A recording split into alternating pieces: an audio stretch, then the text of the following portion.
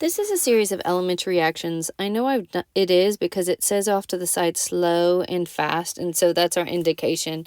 That's how you always write elementary reactions, is that they indicate what the speed is. So elementary reactions. All right, so there's two ways to do them. The first way, if you're lucky, some elementary reactions are really fast, and then some of them take some math. But it's not bad math, it's just it takes a little math. So if your first step listed says slow, you're in luck. Your reaction is going to be very easy and wonderful to write. If it is the second step or later and you have something that's in equilibrium, that's when you got a few more steps. So we're going to do both examples. First of all, the thing that's always asked, though, is what's the overall reaction? Sometimes they'll be given the overall and have to figure out elementary steps, or likewise. But in this class, we're not going to make you figure out the elementary steps. We're just going to say, hey, can you figure out the overall reaction?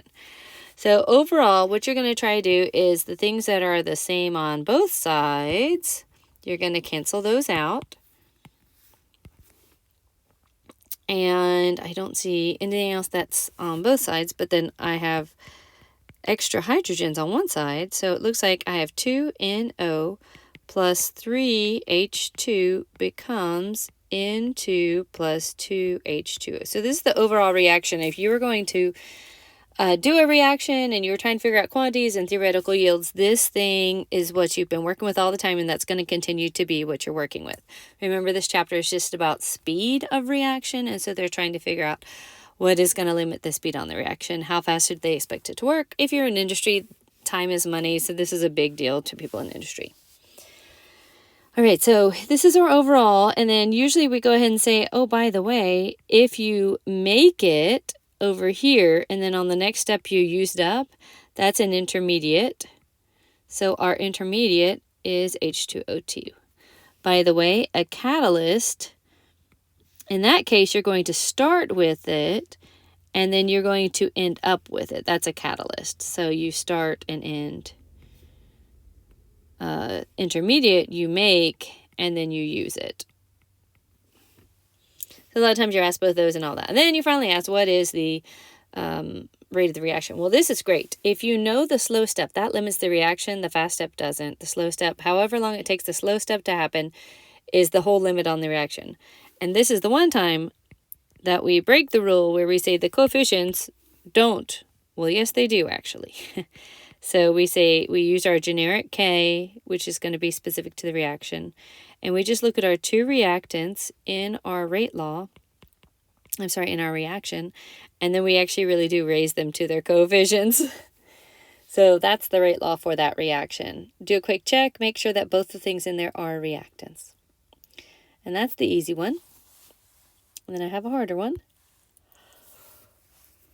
So this is one where the slow step isn't the first step.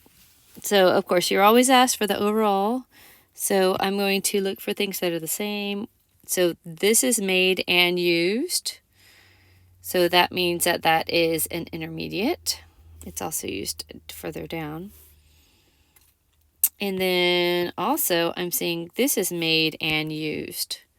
So I have two intermediates. So my intermediates, Cl and the COCl. So my overall reaction is going to be Cl2 plus CO plus Cl goes to COCl2. And I'm going to double check my number really quick because that Cl should be written like it's diatomic, or it may have been canceled out. And I think I just saw what I did. I think I didn't write a 2 down when I wrote this. Right, I didn't. So that is a 2 here, and so that means that this also needs to cancel out. I thought that looked weird. So you'll notice that it should be balanced up, and it should look good.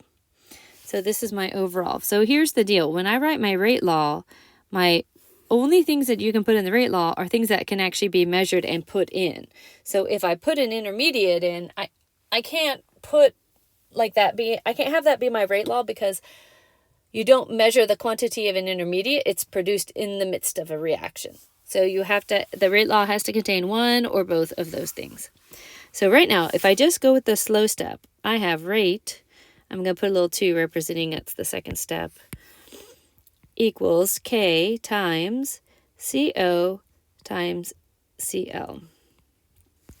And this is a problem because both of those, one of those right there, that CL, that is an intermediate. And so I can't leave it that way. But usually you put like a little 2 here. So our way of kind of tricking us back into getting our intermediate is going to be tied into this equilibrium thing here. So off to the side, I'm going to say the rate of 1 is equal to the rate of 1 forward is equal to the rate of 1 reverse. And so if I know that the forward, well, here's the whole point, is I'm trying to get this in terms of this because that's a reactant. So I'm really trying to get my CL so that I can like solve for CL and I can substitute something into here that isn't an intermediate. I need to be able to substitute in that chlorine instead. So the rate of 1 is equal to the rate of the other. So the rate forward is just the K of 1 times my Cl2, and it is just raised to the 1 because the coefficient's 1. Yet again, I know the whole chapter we're like, don't use the coefficients, and we're like, oh, on the intermediates you can. I know. So then I have that the second, the rate of K to the minus 1 is equal to Cl squared. All right, so now I have a Cl and I can solve for it. So I just want that Cl term by itself. So I'm going to divide both of them by the Cl. That's going to cancel. And then you can see I also need to take the square root. So that gives me equals Cl2. I'm sorry, that equals just Cl, which is what I needed to substitute in over here. So now what I'm going to say is my rate. And again, it's still based, it's rate of the second step because that's the slow step. Equals K2 times the square, times, and I'm going to rearrange it and make it look all nice and neat in just a second, times K1 over K minus 1, and those are both square rooted. I'm going to do it like that, times the square root of Cl2. So when I rewrite that, I'm going to pull my k's over here. So K2 times the square root of K1 over K. And honest to goodness, most people will just then call it K because they're like, well, it's a constant. And then we have times CO and then times, and I'm going to write that one. A lot of people like to write it like that instead.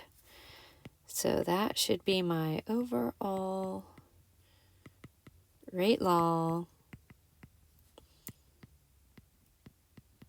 And notice that it contains only reactants. This one and this one. That's a little weird trick. It's not like hard, but it is a little annoying. And sometimes you do end up having a square root in there, but it's not bad. Just make sure that you're really clear in your head that you're solving for this because you're trying to substitute in that for that term.